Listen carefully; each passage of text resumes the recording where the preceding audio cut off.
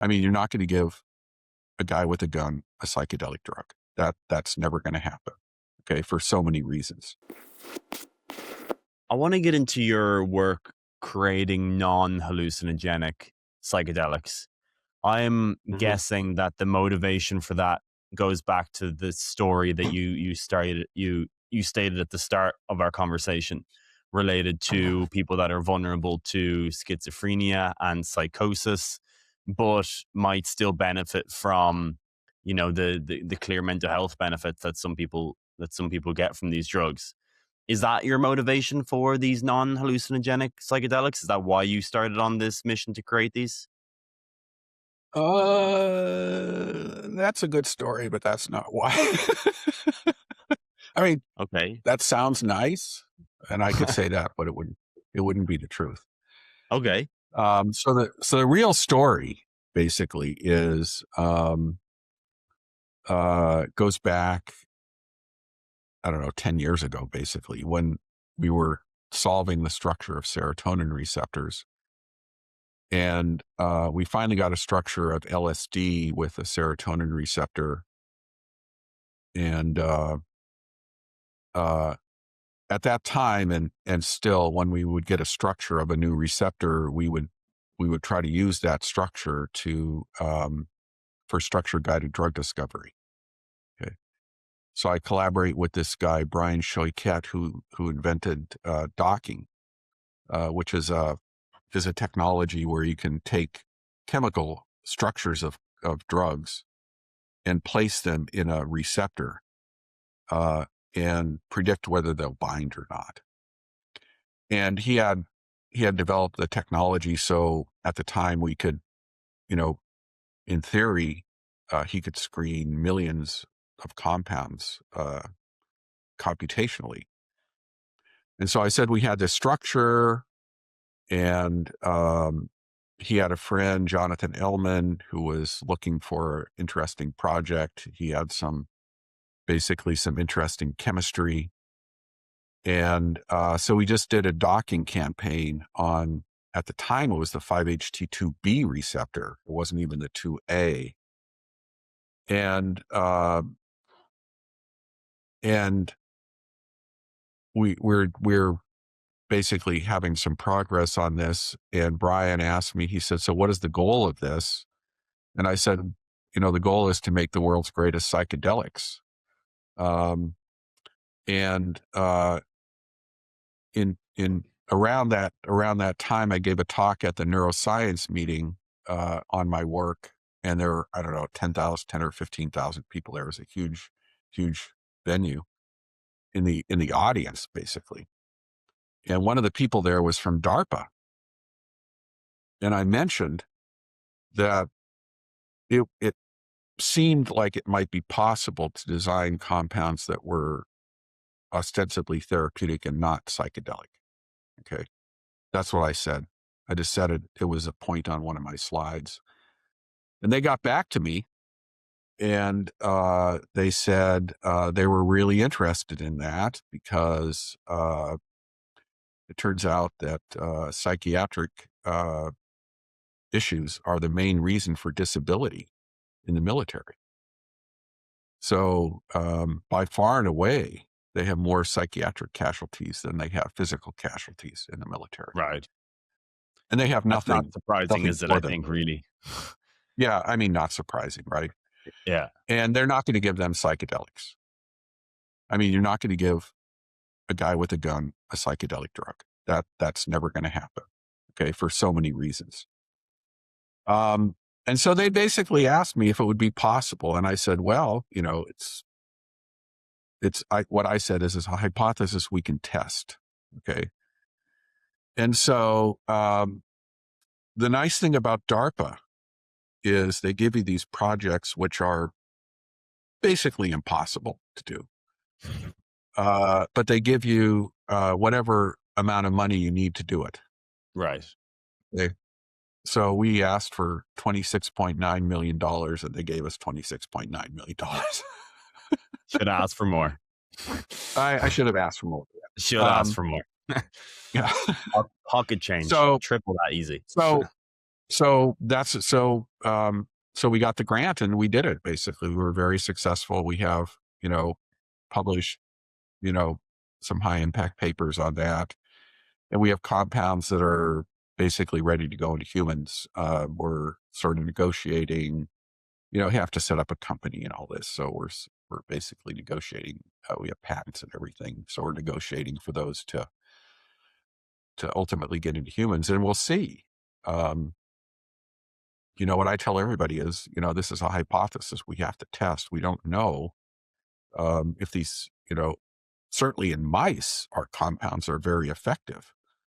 But, we have to wait until we get to humans to see what's going to happen. So we'll see. I'm somewhat agnostic. There are several groups that have these compounds going forward. We'll see. We'll see what they look like. So. Super interesting. I've two, I guess, questions stand out. I'm curious why you thought you could remove the hallucinogenic component in the first place. Why maybe you had just an intuition that you could tease apart the chemical pathways and arrive at that. So I'm curious on why you thought you could remove the hallucinogenic part in the first place. And then the second part is, what made you confident that it would still have its therapeutic benefit after you did remove the hallucinogenic part? As a lot of people, I think, still believe that trip to be, and I think there's some good experimental evidence for this as well, believe that trip and the mystical experience is an important part of the therapeutic benefit. Yeah, so we don't know. So that's what I tell people is this is a hypothesis for testing, basically. I'm agnostic. Okay, so it'd be nice, certainly it'd be wonderful if we could make those compounds, but we simply don't know. The idea was, so when we had solved the structure, what we found that with the assays we were using at the time was that LSD appeared to have some bias towards the arrestin pathway. I think that's probably not true now. It was sort of the way the assays were done. And we also had data. So I had a colleague, Bill Wetzel, who had wild type and arrestin knockout mice. And we found when we gave LSD to the arrestin knockout mice that the psychedelic activity of LSD was greatly attenuated. So we knew this. We had this data back in 2015, actually. So we had this data for 10 years, and so I thought, okay, so maybe if we bias against the arrestin pathway, then we can generate drugs that are therapeutic and not psychedelic. And I had already known. So in 2009. Actually, my lab, along with Peter Penzis, we published the first data that psychedelics cause plasticity. And, a lot of people don't cite that paper, but it really is the very first demonstration published in PNAS. And we knew that occurred. It was clear that occurred through canonical signaling of the 5-HT2A receptor, so GQ signaling. So, I thought we were on pretty firm grounds that if we could, bias towards GQ signaling, that, we would retain the therapeutic activity and hopefully we could get, minimize the psychedelic activity. So that's what we did. Basically, we have these basically partial agonists at GQ that have no arrestin activity and, appear to be pretty good antidepressants in mice. And, we'll see. We just have to see what happens when they get into humans. So tell me if any of this is wrong. The 5-HT2A receptors are G protein coupled receptors, which are these membrane spanning proteins. They have sort of 7 loops within the membrane and they have an extracellular binding pocket. So when a drug comes in, it induces some sort of conformational change within those 7 sneaking loops in the membrane. And then based on that conformational change, you get a bunch of signaling that happens on the other side. So I guess is what you're trying to do a trial and error in slightly change the chemical formula, add an OH group here, add an oxygen here, add a hydrogen here, slightly changing the chemical conformation. And that will slightly change how that receptor activates. And then you're going to get slightly different chemical signaling on the other side. And you're just kind of tweaking and seeing and tweaking and seeing. Is that kind of how the process works? Yeah, that's basically it. And we try to use structures to help us make the chemical modifications. But it's basically trial and error. And to give you a sense, I think our chemists synthesized like 1,000 compounds over the 5 Wow. years. So it was a huge, project. But we did what DARPA asked us to do, basically. And now we have these interesting compounds, and hopefully we'll get them into humans and see what happens. It would be, what I tell people is, even if they're not 100% as effective as LSD, if they work in like 50% of the people, that's a win. I'll take that, right? I mean, Yeah. you can always try psychedelics, but if we are able to find something that works even in a percentage of this huge population, that's a lot of human suffering that we can minimize.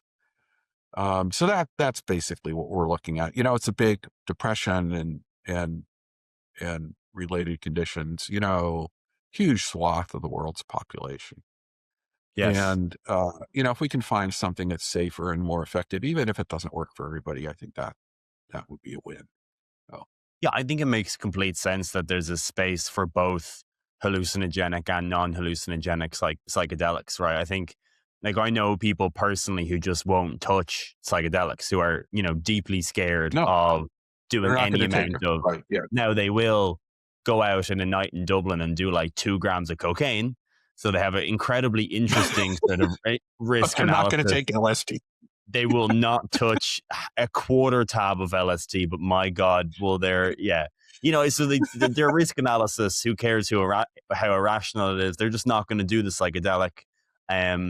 So then maybe, you take the hallucinogenic element out of it, and then, it can have all the benefits in that half of the population as well. So I definitely see the value, even if my anecdotal experience would be that, I've done mushrooms a bunch of times and LSD a bunch of times, and the trip itself and the realizations that I tend to have when on those psychedelic experiences are definitely at least part of the beneficial effect for me. The ego. I think most people, people would say that. Yes. Yeah. The other thing to realize is that there are people that should not take psychedelics. Yes. So people that, have if you have a family history of schizophrenia, like I do, for instance, you probably should not take psychedelics, or bipolar disorder, or borderline personality disorder, so on and so forth. And then, there is this rare side effect, hallucinogen persisting perceptual disorder, HPPD, where people have these visual disturbances.